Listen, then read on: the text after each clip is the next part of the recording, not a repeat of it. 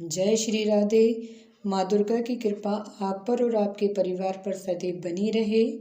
आज हम बात करेंगे गुप्त नवरात्रि के चौथे दिन माँ के किस स्वरूप की पूजा अर्चना वंदना की जाती है, उनके नाम के अर्थ के बारे में, उनके स्वरूप के बारे में और माता को क्या भोग लगाया जाता है और क्या मंत्र जाप किया जाता है, किस मंत्र जाप से माँ की कृपा प्राप्त होगी।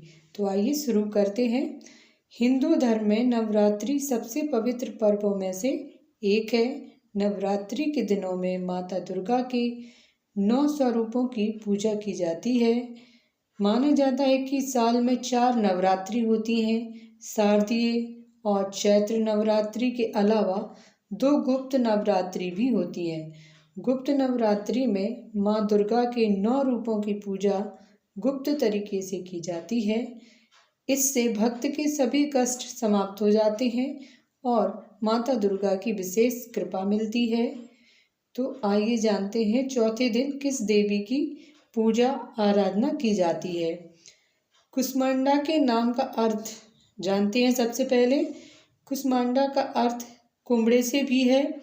माँ कुष्मांडा को कुम्भड़ा बहुत प्रिय है, इसलिए इन्हें कुष्मांडा कहा जाता है। कुम्भड़े में कई बीज होते हैं। हर बीज में एक पौधे को जन्म देने की क्षमता होती है।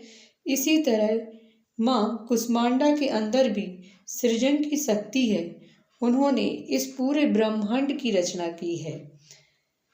माँ कुष्मांडा ने अपनी मंद मुस्कान से ही सृष्टि की रचना की थी, इसलिए उन्हें सृष्टि की आदि स्वरूपा और आदि शक्ति माना जाता है। देवी कुष्मांडा को समर्पित इस दिन संबंध हरे रंग से है। माता रानी की 8 भुजाएं हैं, जिनमें से 7 में उन्होंने कमंडल, धनुष, बाण, कमल का फूल, अमृत का कलश, चक्र और गदा धारण किया है। माता के 8वें हाथ में जपमाला है और वे सिंह पर सवार हैं। माँ कुष्मांडा की पूजा में पीले रंग का केसर वाला पेठा रखना चाहिए और उसी का भोग लगाना चाहिए। कुछ लोग माँ कुष्मांडा की पूजा में सफ़ेद पेठे के फल की बलि भी चढ़ाते हैं। इसके साथ ही देवी को मालपुआ और बतासे भी चढ़ाना चाहिए। माता की कृपा प्राप्त करने के लिए इस मंत्र का जाप अवश्य करें। सुरा संपूर्णम कलशम रुधिराप्तलुप्त में विचा दहाना हस्त पद्माभ्यम कुष्मांडा शुभदास्तु में ऐं ह्रीं देवे नमः। अब सुनिए माता कुष्मांडा की कथा। अपनी मंद हल्की हंसी के द्वारा अंड यानी ब्रह्मांड को उत्पन्न करने के कारण इस देवी को कुष्मांडा नाम से अभिहित किया गया है। जब सृष्टि नहीं थी, चारों तरफ अंधकार ही अंधकार था, तब इन्हीं देवी ने अपने ईशत हास्य से ब्रह्मांड की रचना की थी।